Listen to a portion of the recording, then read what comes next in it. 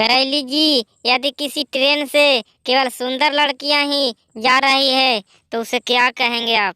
भिंडी जी, यदि किसी ट्रेन से केवल लड़कियां ही जा रही है तो उसे हम मालगाड़ी कहेंगे।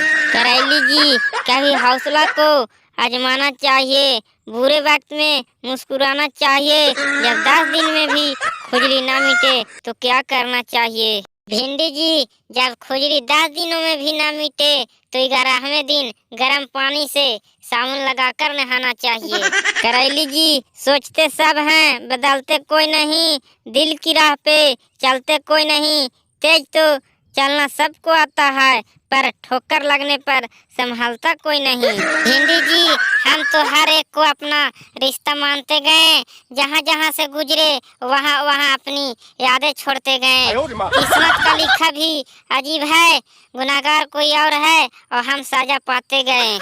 करैली जी, दिल की बातें जाकर के दिलदार को बताती, बड़ी ही खूबसूरती से अपनी दिल को छुपाती।